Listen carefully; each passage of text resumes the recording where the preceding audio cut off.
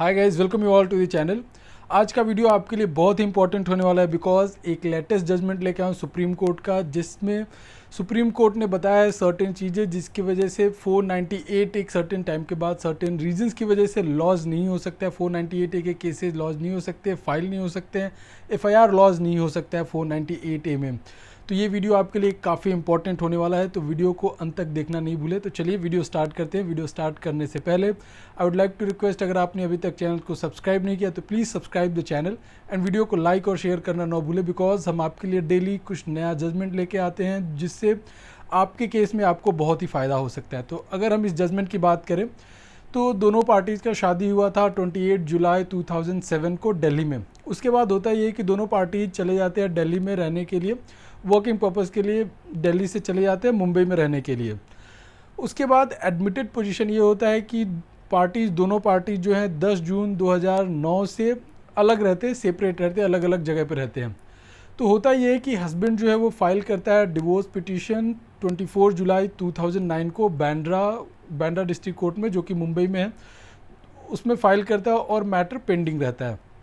But कुछ साल के गैप के बाद, 3.5 ईयर, 3.5 साल के गैप के बाद जो वाइफ होती है 28 जनवरी 2013 को दिल्ली में फाइल करती है कंप्लेन लॉज करती है पुलिस स्टेशन में, बिकॉज वो हस्बैंड और इन लॉज के अगेंस्ट वो एफआईआर लॉन्च कराना चाहती है under section 498 A and 406 Indian penal code 1860 के अंडर में एफआईआर लॉन्च कराना चाहती है हस्बैंड के अगेंस्ट, मदर इन लॉ के against, sister in law, brother in law, ये सब लोगों के अगेंस्ट वो एफआईआर लॉन्च कराना चाहती है। तो होता ये है कि 29 सितंबर 2014 में एफआईआर रजिस्टर हो जाता है अंडर सेक्शन 406 498 ए इंडियन पीनल कोड, ये दोनों सेक्शन के अंडर में जो एफआईआर है रजिस्टर हो जाता है। देन होता ये है कि जो भी हस्बैंड के पास स्त्री धन होते हैं, उनके कस्टडी में एक्चुअली स्त्री धन होता है।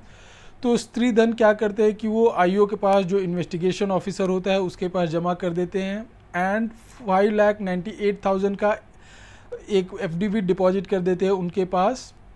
बट वाइफ क्या करती है कि वाइफ रिफ्यूज़ कर देती है लेने से, जो भी स्त्री धन मिलता है और जो पैसे मिलते हैं लेने से रिफ्यूज़ कर देती है, सेइंग दैट जो स्त्री धन का लिस्ट मैंने दिया था वो कंप्लीट नहीं है, इसलिए उसने लेने से मना कर दिया होता है। तो होता ये है कि वो आईओ के ही कस्टडी में स्त्री धन और वो जो पैसे उसने दिए होते हैं, जो उसने सारे आईओ के पास होते हैं। देन होता ये है कि 25 में 2016 को चार्जशीट फाइल होता है against husband and mother in law, because जो ब्रदर इन लॉ होता है और सिस्टर इन लॉ होते हैं दोनों रहते हैं सिंगापुर में, इसके वजह से उनका उसमें नाम ऐड नहीं होता है चार्जशीट में, फाइनल चार्जशीट में।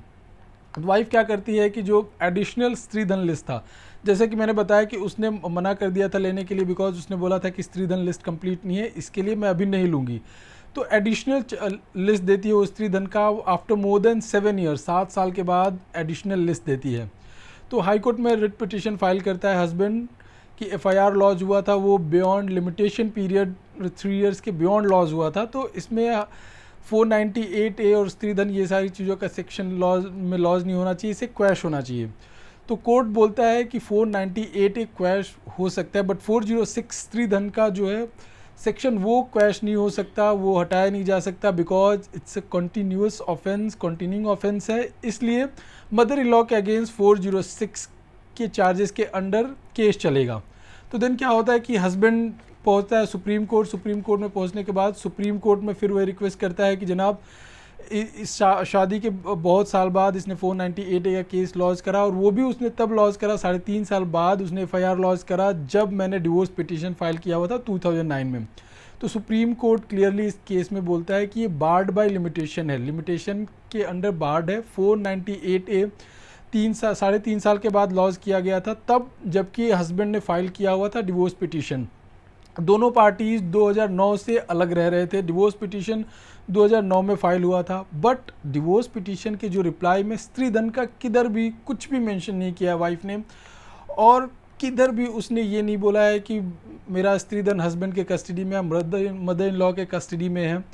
जबकि फैक्ट ये है कि जो भी उसने लिस्ट दिया था एफआईआर लॉन्च होने के बाद, वो स्त्री धन आईओ के पास अभी भी पड़ा हुआ है। इनफैक्ट 5,98,000 का जो उसने एफडी दिया था वो भी अभी तक आईओ के कस्टडी में पड़ा हुआ है। तो ये प्राइमा फेसा ये दिखता है कि ये प्रेशर टैक्टिक्स है और वाइफ ने abuse of process of law किया हुआ है। तो इस बेसिस पे जो सुप्रीम कोर्ट होता है वो पूरा केस क्वैश कर देता है और उसमें लिमिटेशन पीरियड को स्पेशली मेंशन करता है कि after 3 years, more than after 3 years 498A के केसेस लॉज नहीं हो सकते हैं। और ये जजमेंट था Kamlesh Karla versus Shilpika Kalra, criminal appeal number 415/2020। इसका मैं लिंक डिस्क्रिप्शन बॉक्स में दे दूंगा। तो आई होप ये वीडियो आपको समझ में आया होगा। इस वीडियो से रिलेटेड अगर आपको कोई भी डाउट है तो आप कमेंट सेक्शन में पूछ सकते हैं। Thank you.